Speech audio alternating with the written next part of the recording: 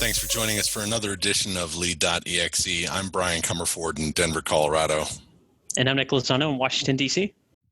Today we're speaking with our special guest, Jon Abboud, who comes to us by way of many various paths, including a background in the United States Marine Corps and academic study in management and leadership. We're happy to have Jon here, and we'll ask you, Jon, to just kick things off by giving us a little bit of a background about yourself. Sure. First of all, thanks for inviting me to be on the show here today. It's going to be a lot of fun, so I'm looking forward to it. A little bit about myself. I joined the Marine Corps at the ripe old age of 17 years old, which was a lot of fun watching your parents have to sign the documents that tell you that you're owned by the government officially, but my parents really loved that one. But I should specify I've been in the Marine Corps Reserve about going on 14 years now. Like I said, I enlisted in 2006 at the age of 17. I actually finished boot camp before I got my high school diploma, which was kind of cool and fun.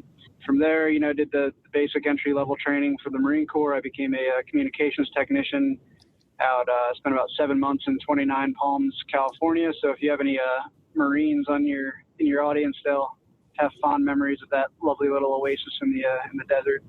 So, from there I ended up going to my undergrad at East Stroudsburg University in Pennsylvania, where I ended up studying history, which, we can talk about a little bit later, how studying history has kind of impacted my career and my leadership style. Ended up moving down to the D.C. area. I started out as a contractor working at one federal agency under Department of Justice. From there, I've ended up working at multiple federal agencies, one at the cabinet level, one as a sub-cabinet agency. I won't go into the specifics of which ones they are, not for any security reason, just in case I say something dumb. I don't want to get fired. But all jokes aside, it's been a great career working down for government. While working, I ended up getting a master's degree in management and leadership. I took the whole Marine Corps Reserve life, with the civilian sector. I think what I like to say is I like to think that being good at one kind of makes me better at the other in both directions. So I think, being a good, quote unquote, civilian or normal employee working with normal people, I like to think that kind of makes me a better Marine leader. And I think the experience in the Marine Corps makes me a better civilian leader, or at least strive to be one. That's about it in a nutshell. I did deploy. I didn't have the opportunity to deploy to the Middle East like so many other service members. But I did spend some time in Europe as well as in Africa doing some cool command center type work and theater security cooperation missions. So it's been a fun ride. I do like to specify, just because in the podcast world there are a lot of combat veterans out there telling really stories about really tough service. I am not one of those. I do not have any direct combat experience, but the experience I have picked up in the Marine Corps has been incredibly valuable to me, and I'm happy to share what I can with you guys today. Well, I appreciate that introduction, Jon. And, any of us who have been part of any type of military service branch or have had family members who have served know that it takes a lot of different roles for any mission to be completed with success. So combat, being on the front lines of combat isn't necessarily the only place where, the value is being created in organizations as large as all of our service branches. So thank you for your service.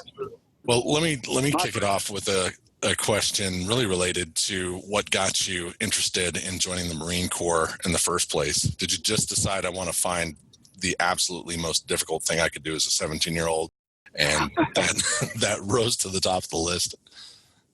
Yeah, so actually it started a lot younger than that, probably second or third grade. I always just kind of had this thing. I wanted to be in the military. When I was younger, I don't know if I saw Top Gun or something like that, but I wanted to be a fighter pilot. I thought that was really cool.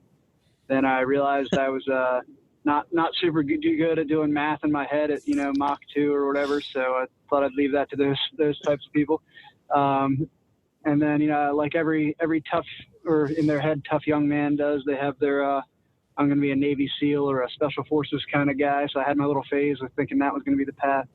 But, you know, as I got into high school and got more serious about it, the Marine Corps just seemed to be the right fit for me. I'd had a couple friends who had gone ahead of me, and it just seemed to be the right service. Obviously, you know, I was a young teenager when 9/11 happened, so that was when it really kind of solidified my, you know, I need to serve, I need to give back and do my part kind of thing. So, yeah, that's where it really happened for me. I enlisted. My plan had always been to actually go officer. There was a time where I considered ROTC or, you know, even trying to get into the Naval Academy. But what I really realized that for me personally was that if I really wanted to be expected to lead troops, lead people on the ground, I wanted to have that lower level experience first. That's not the only way to do it. I've met some great officers who were never enlisted. I've met some great enlisted who would have made great officers and, you know, and the like. But for me, I just really wanted to have that enlisted man or woman's experience and perspective before I ended up going into a leadership role. Considering my title is still staff sergeant, I obviously never got through with the officer's side of things. Still a little bit of time. I'm not too old yet, but that's kind of the path I'm on right now. So. Well, that's very interesting to me, and a commendable path as well, I think.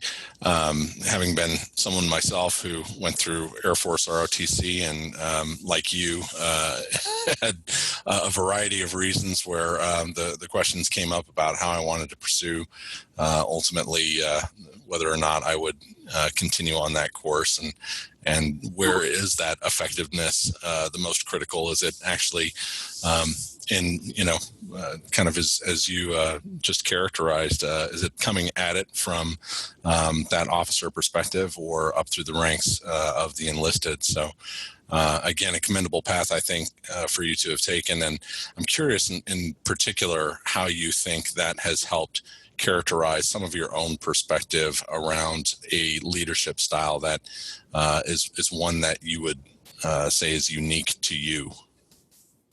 Yeah, sure. So, I mean, as you know, being a veteran yourself, there's, or, you know, I don't know a whole lot about the Air Force, but at least in the Marine Corps, you know, we push leadership and responsibility down to the lowest possible level at all times.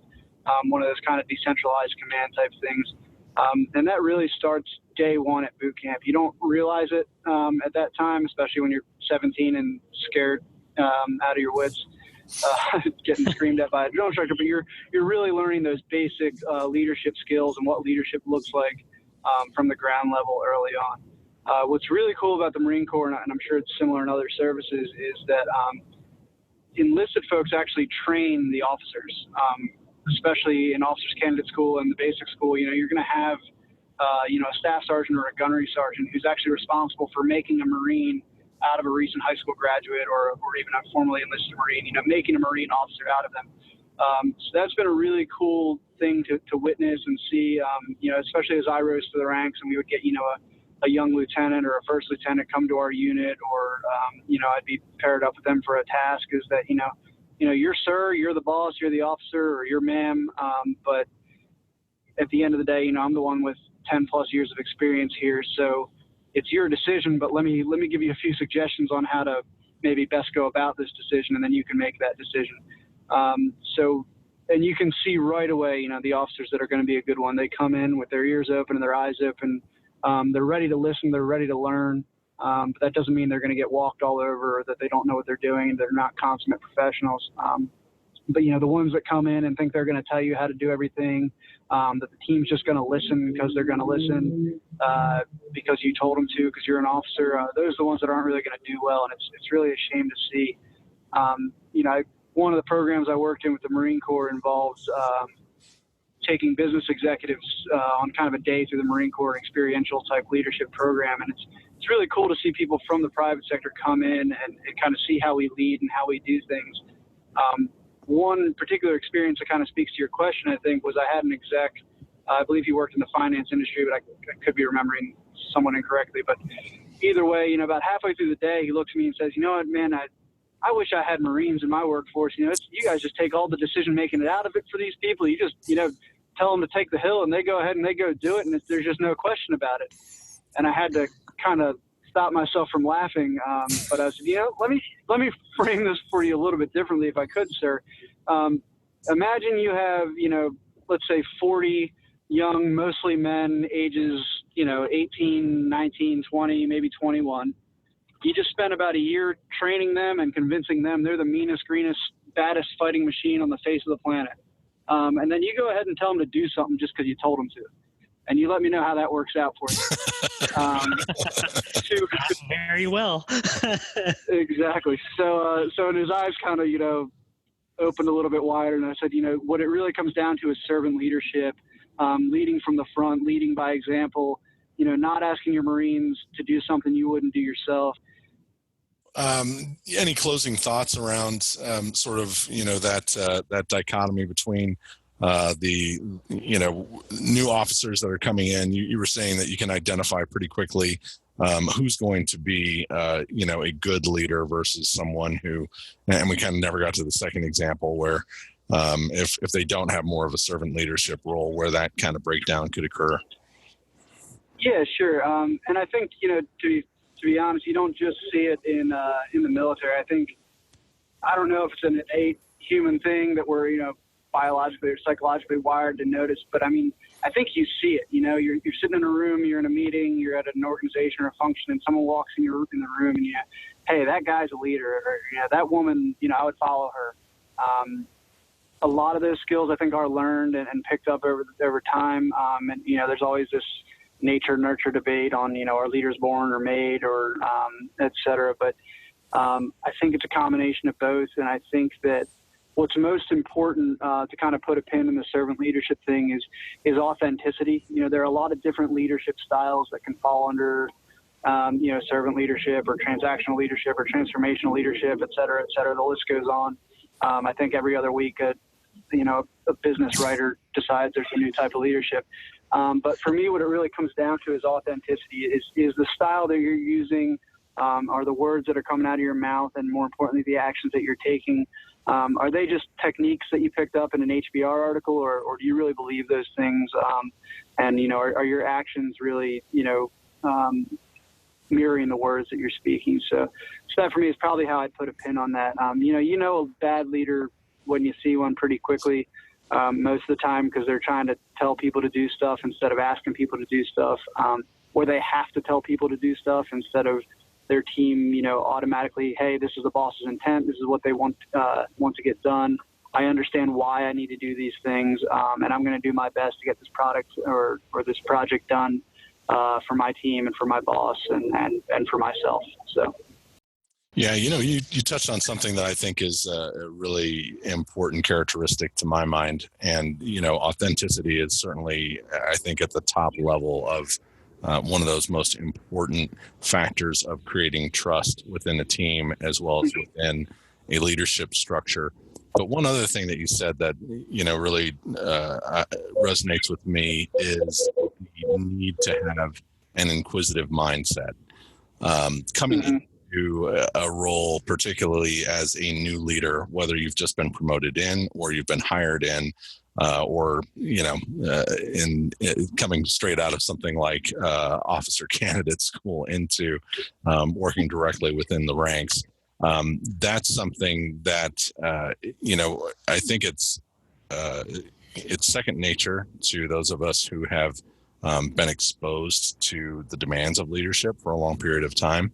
But it's not always something that's first nature to someone who, is brand new to that leadership role, coming in from more of an authoritarian perspective where the belief may be, in order for me to be a strong leader, I need to know, and therefore I'm going to tell, versus I'm going to be open to learning, and I'm going to question and receive the information openly. Right.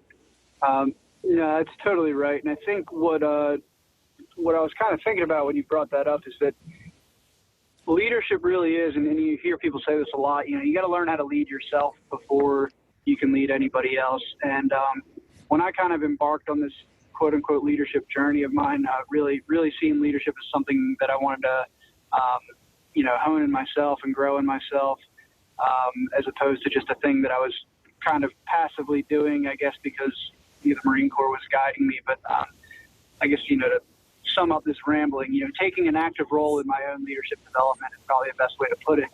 I really realized that it's an internal thing that you need to do, and it starts with asking questions of yourself and reflecting on yourself and asking, do I handle these situations properly? Do I listen when other people speak? Am I being the best person I can be?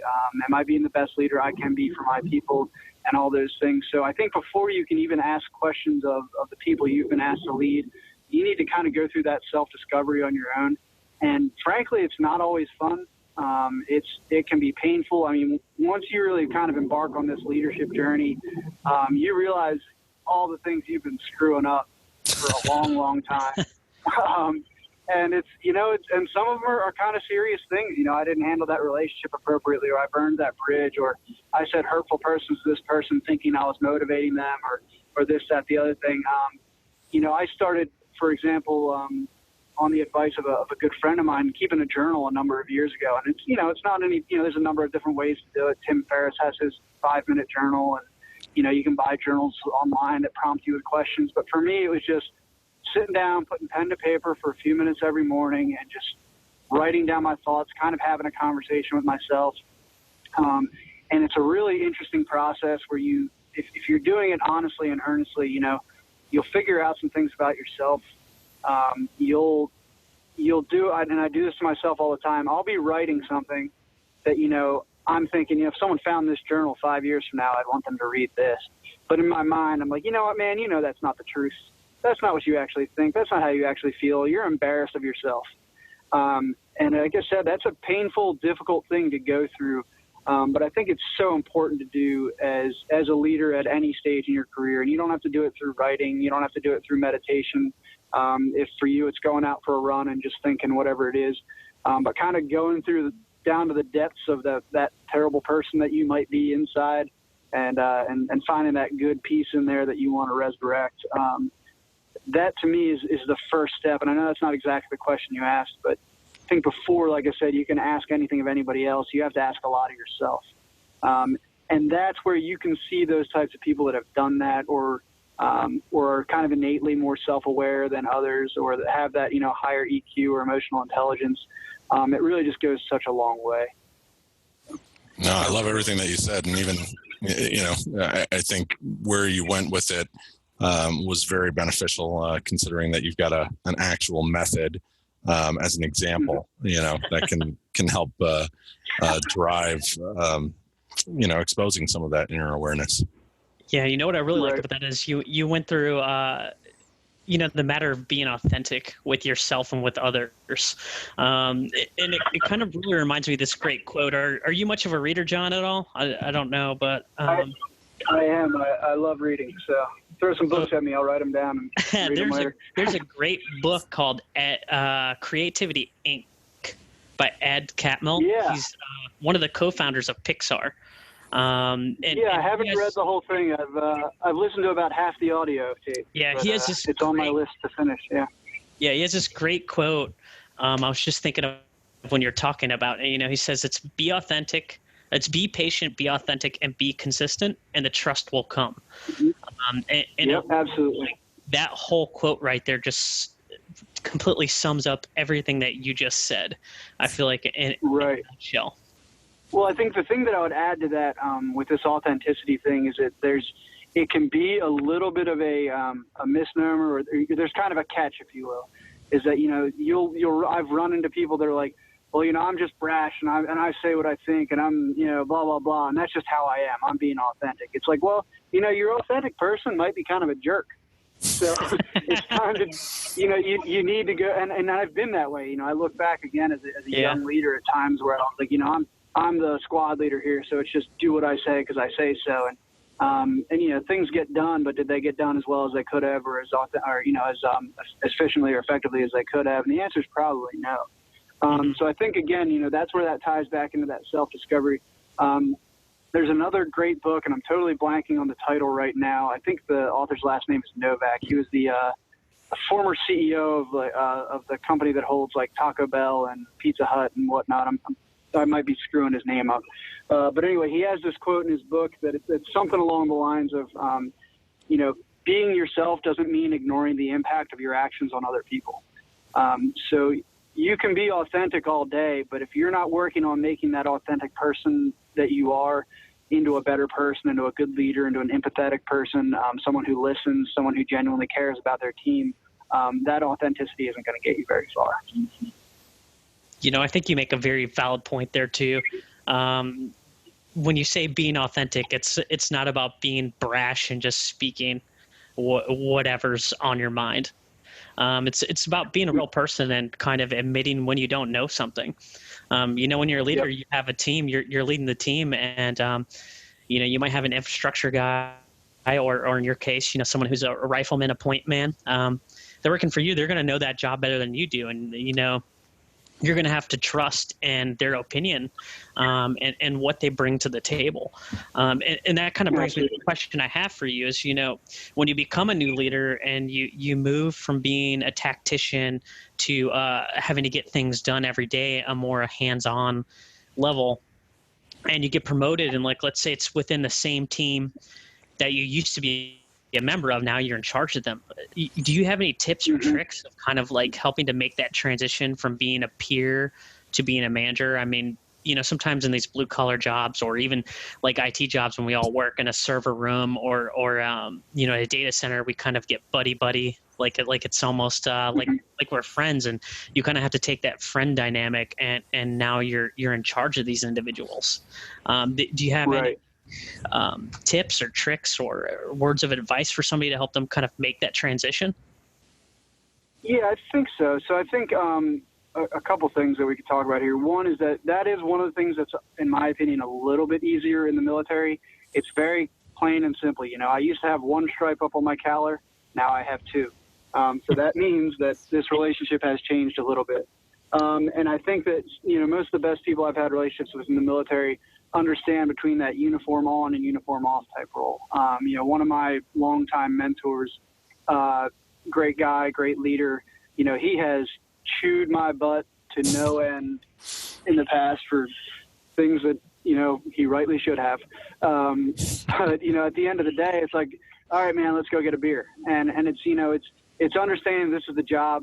You know, it was authentic anger. It wasn't, or, you know, redirection might be a better way of putting it. He wasn't faking it. He was walking the walk and talking the talk. But I understood that it was in that scenario, in that line of business. So that's one thing that I think you can have those honest conversations with your people. If, you know, you got a small team, especially if you're a younger employee, maybe you all got to this company at the same time and all were kind of coming up together and you're the one that gets promoted ahead of your peers. A couple things. One is they should be happy for you. If you got that job, you know, authentically, you weren't playing office politics or doing anything behind anyone's back, and you really were the right person for that job, these people, if they really are your work friends and your colleagues, they'll be happy for you and they'll be ready to follow your lead because they know you're a good leader and that you know what you're doing. Another thing to do is, you know, when those lines start getting crossed or blurred, have those conversations.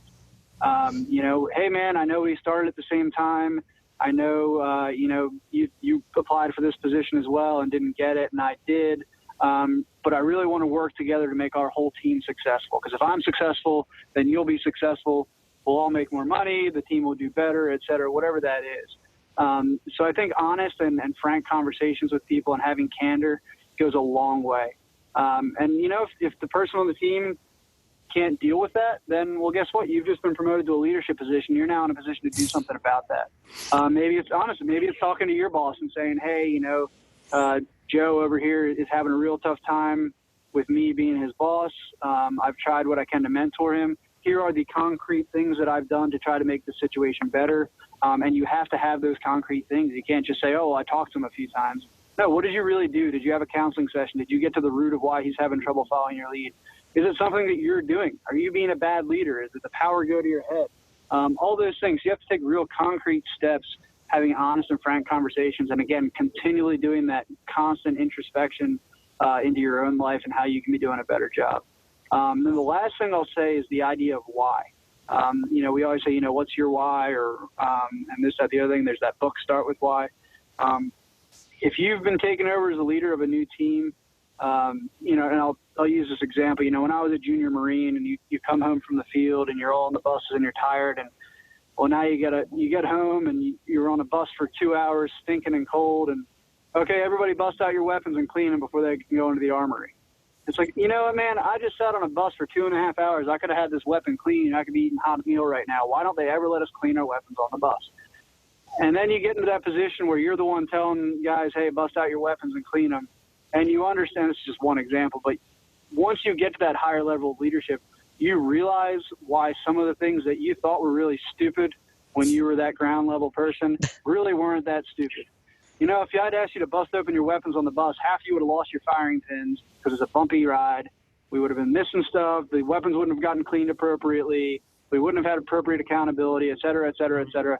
And you start to realize those things. So being able to, you know, translate that back to the folks that maybe didn't get the promotion or maybe are in that lower, and you know, this is why we have to do this way, or this is why I'm asking you to do this job.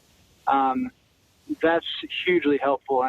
And you'll get to the point, hopefully, again, if you're being authentic and you're doing your best to do your best, where people grow enough trust with you that, hey, I'm just going to ask you to do this. I can't explain why right now, but I need you to do it. And if you've done a good enough job building that foundation, those relationships with your people, they're not always going to ask why every step of the way, because they're going to trust that you're asking them to do something for the best interest of the team or for their best interest. And then, you know, make those mental notes in the back of your head. You know, I asked so-and-so to do a few things today. We didn't have time to go over why. You know, next time I talk to him, or next week or tomorrow, I'm going to sit down with him or her and, you know, go over, hey, here's what the task was. Here's why I need you to do that. Do you see how it was important? And since we were in such a rush last week, you know, is there any way we could have done this better? Could it have been more effective if I had taken the time, or if we had the time to go about it in a different way than I asked you to do it? So, again, it's just that constant empathy, constant reflection, constant grading yourself on how good of a leader you're being, that I think will go the longest way. And that was a lot to unpack right there. So no, that's great stuff.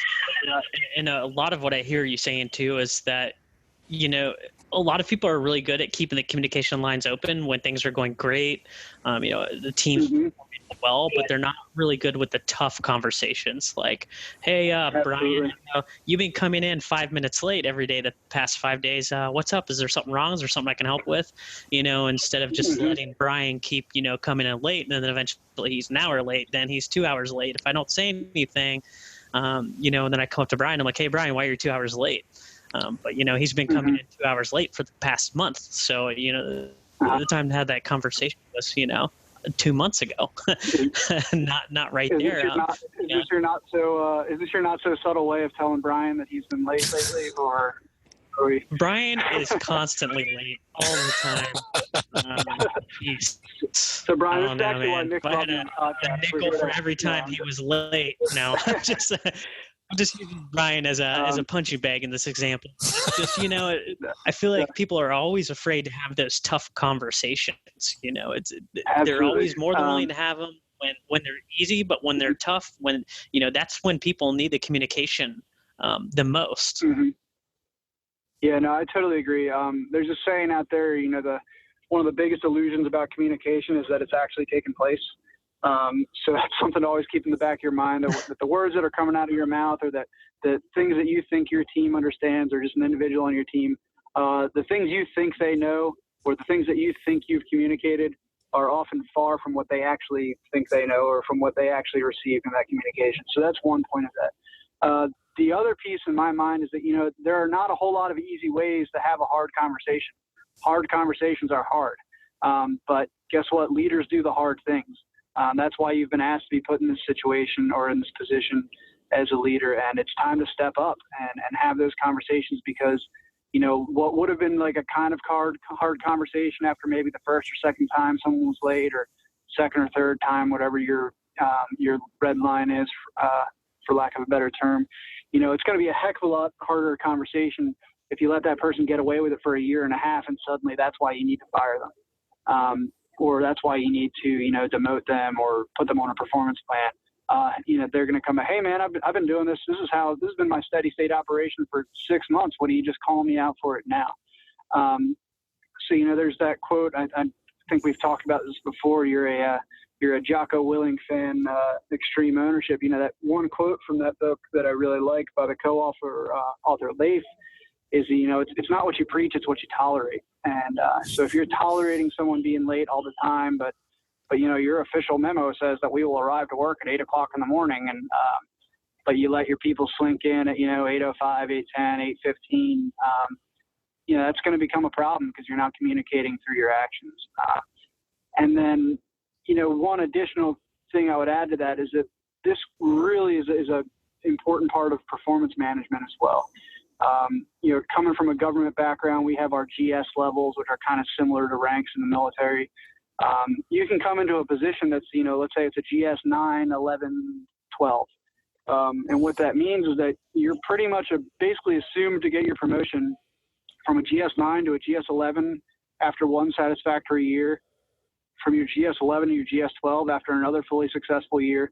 But it's not guaranteed. If you're not performing appropriately and your supervisor does not believe that you're ready for that next level of responsibility, they're under no obligation to promote you. But what I've seen happen time and time again with those sorts of positions is that, this GS9 comes in, maybe there's 3 or 4 of them hired, they do a pretty good job. End of that year, they get their promotion to their GS11. Next year comes around, they've kind of been slacking off. They're not doing a great job. GS12 time comes up that second year. All their peers get promoted, but their supervisor says, you're not ready yet. We're going to leave you as an 11 for another 6 months or another year. And that's an oversimplification of the process. But then that one person who's not getting the promotion is furious. They're filing a grievance. All my peers got promoted, et cetera, et cetera.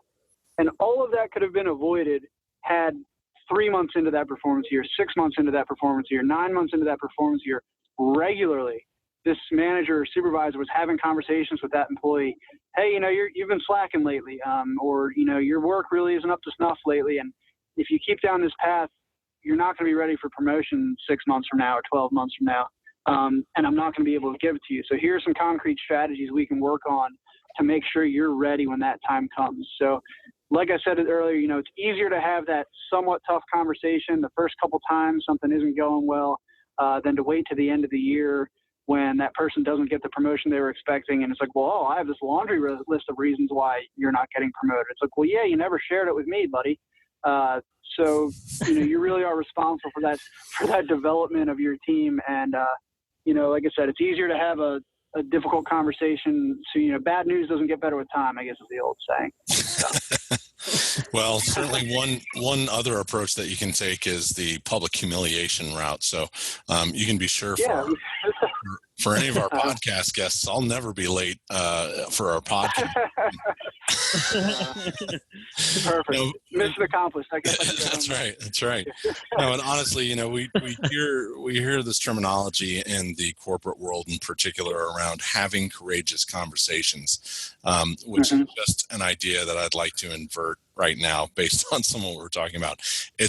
To me, it's far simpler than that. It's really just being honest. And part of what, Jon, that I agree with is it's being honest as quickly in alignment with the behavior of the incident that needs to be corrected as possible. So that there's an opportunity for these things to fester over time and become behaviors that are harder to correct later on. So let's just call it what it is. Yeah, that's honest. You're absolutely right. Yeah, I couldn't agree more. I've heard the saying before, to fail to be honest is to fail to be kind. And I think that one of the things that people often confuse is being nice and being kind. I always use this example. If I got a booger hanging out of my nose and I say to somebody, hey, how do I look? Being nice is, hey man, you look great. Like, go get them. Being kind is like, hey man, you're going to want to go grab a tissue and get that booger out of your nose before you walk out the door. So I think that's a really good example of being nice is telling me I look good and I feel great about that.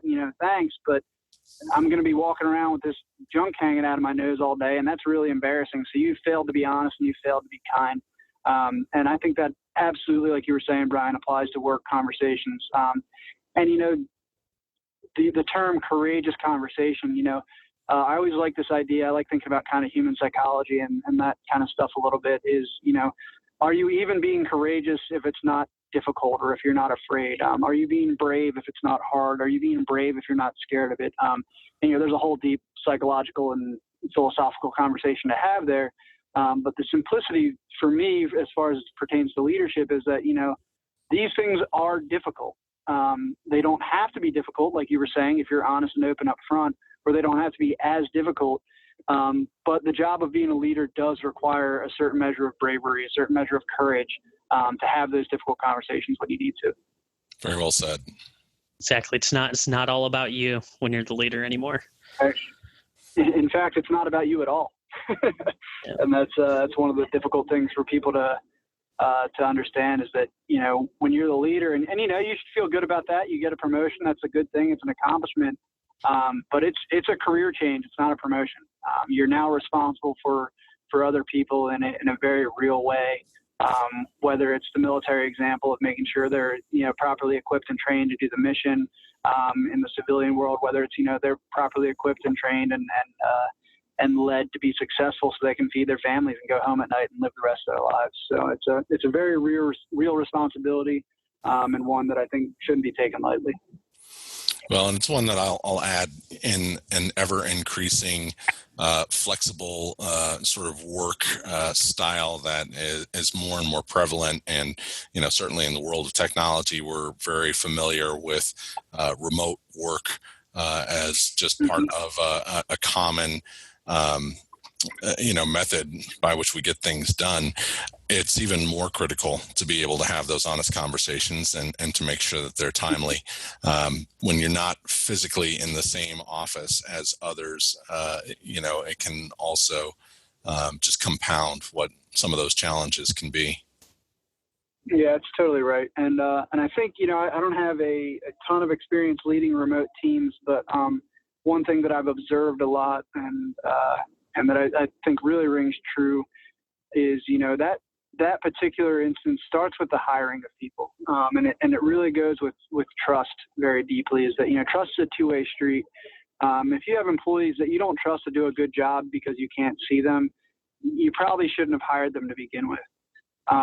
And if all you're doing is checking in on your employees every 30 seconds because you don't trust them while they're working remotely, again, why did you hire that person to begin with? So it's a two-way street there. And, that remote situation really is difficult. But I think there are a lot of strategies and especially with, advances in technology these days, which is much more your guys' world than mine. But there are ways to do it and ways to be effective in it.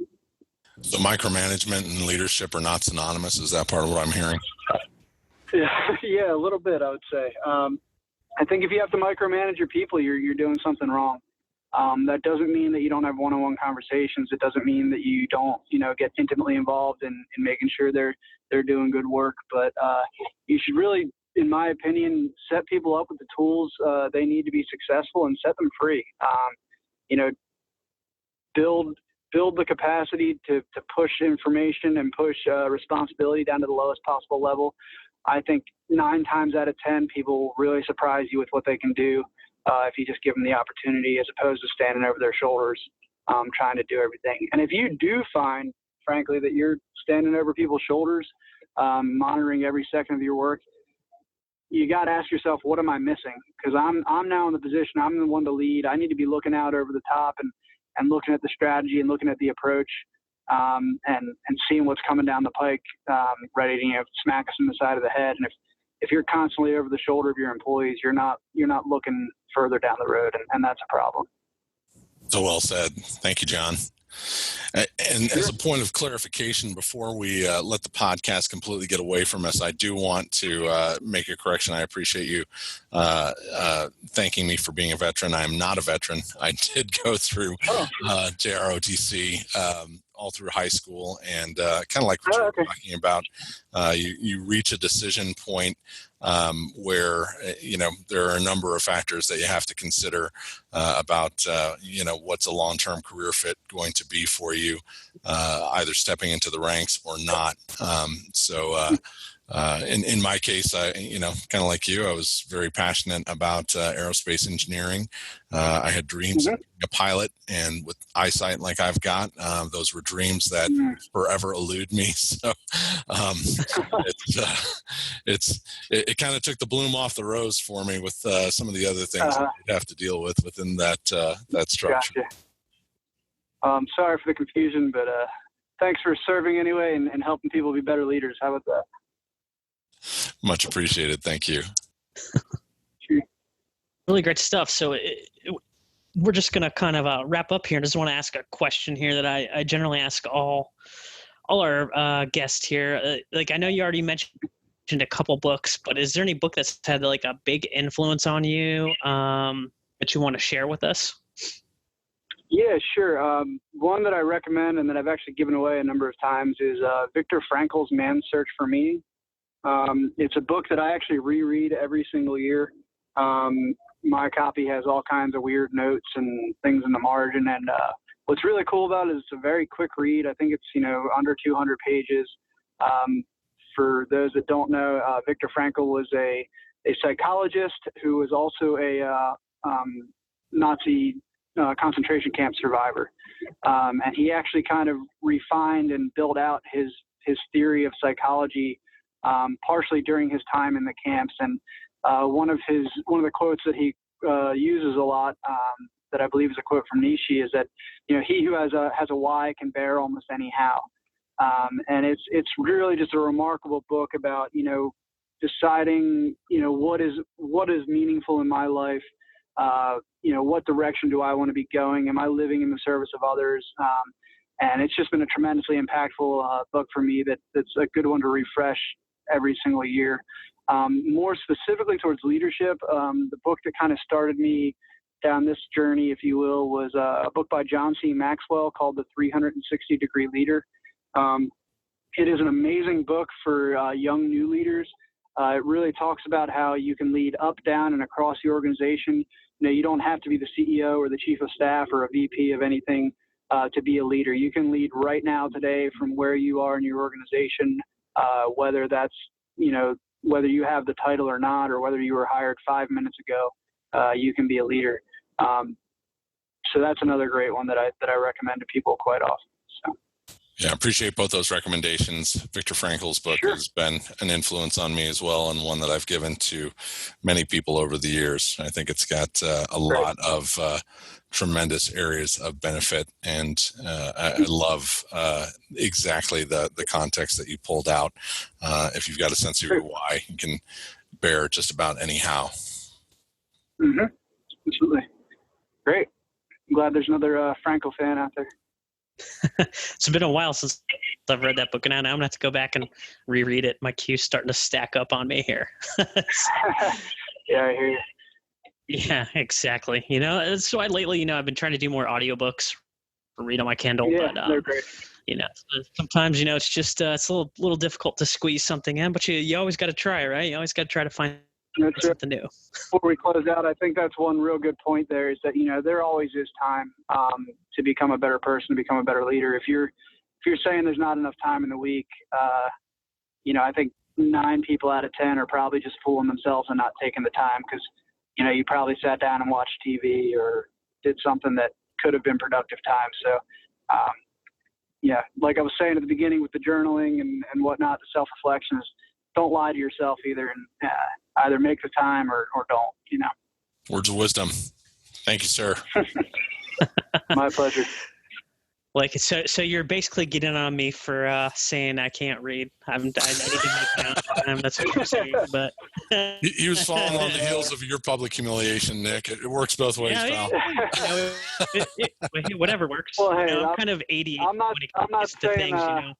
I'm not saying I never make excuses either. We're all human. Life does get away from us, but I think you guys both do a great job of trying to stay sharp on your leadership skills. I'm more talking about the folks that are, I don't really read. I just don't really have the time, or this, that, the other thing. Or I don't work out, or I don't listen to good information, good podcasts, good audiobooks. I just don't really have time. But they'll tell you everything that was on Sports Center last night or their favorite sitcom. So for what that's worth. That's what I meant. I know. I was just giving you a hard time. You don't hear a lot of people complaining that they don't have enough TV watching time. That's true. That is absolutely true.